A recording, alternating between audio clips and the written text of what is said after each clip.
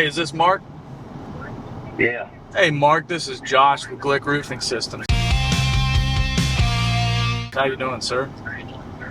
I'm doing all right. I was supposed to meet you this morning, wasn't I? Well, actually, I'm going to be there at about 10 after 9, if that works for you. Well, I better turn on. I was down in Edge, Alabama, looking at a piece of property. I need to Oh, no. turn around and head back. I hate to do that to you, man. No, that's all right. That's fine. I just forgot about it. That's all right. You just keep coming. I'll turn Are you around. sure? Oh, yeah. All right, sounds good, George. All right. All right, see you, mate. Bye. You should try to call me. I'm not trying, I did. Oh, why isn't it showing my call on there? I don't know. I'm trying to look at where my, are you packing anything? Like a gun? Are you checking a bag? Oh. No. No. We should probably be at the airport like 2:30. That's fine. I'll probably be back in Nashville around noon. My customer was on his way to Alabama when I called him.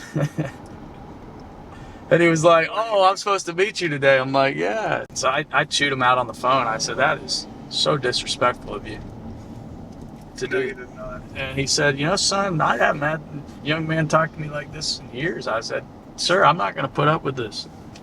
And he said, I don't know how I feel about working with you. And I said, well, don't waste my time. So we're gonna sell this job. Well, I'll see you later on then.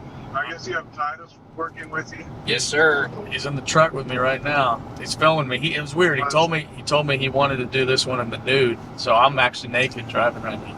Well, all right. All right, I'll see you. I'll see you. I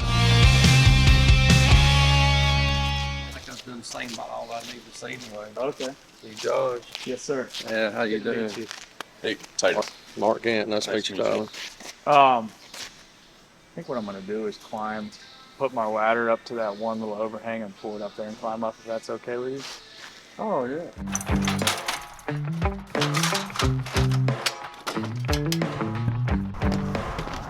This metal is actually in pretty good condition. This is a PBR panel roof. Usually have a standing seam or a PBR.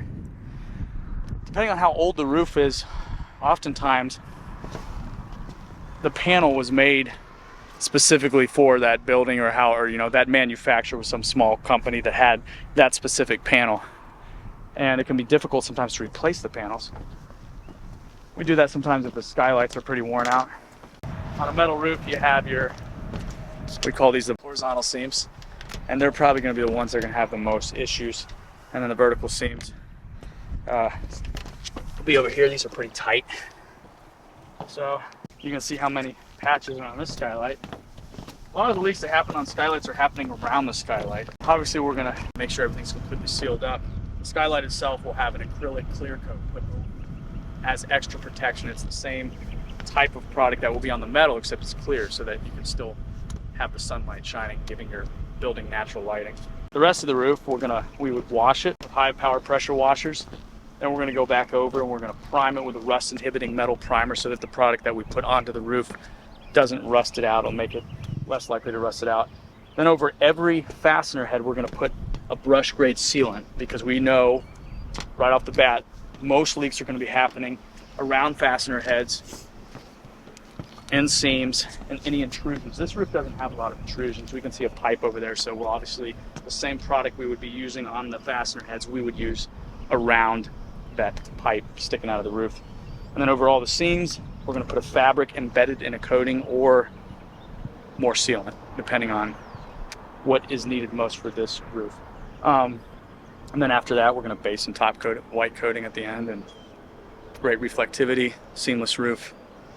And we may, as I was showing you earlier, go down to the gutters and check for missing closure strips so that any water in the gutter doesn't back up underneath those eaves into the roof. So little things like that we'll do. You can see some of these fastener heads already rusting out. It's very, very normal. Well, I'm going to measure it now.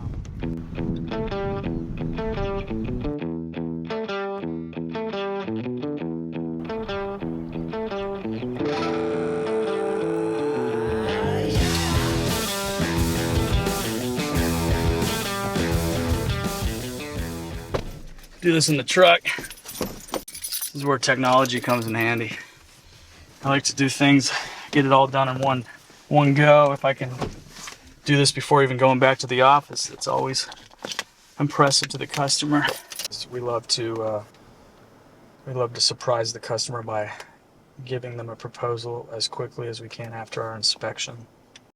One common complaint I hear from a lot of customers is that they'll say things like, you know, I called a roofer, or 2 roofers, or 3 roofers, and none of them returned my calls.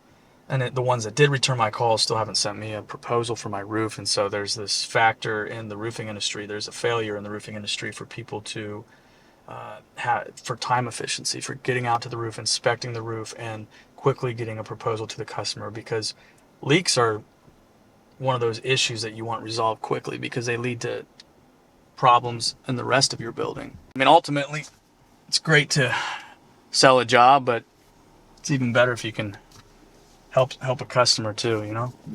Even if it goes above and beyond just the roofing part. And that's how we do it.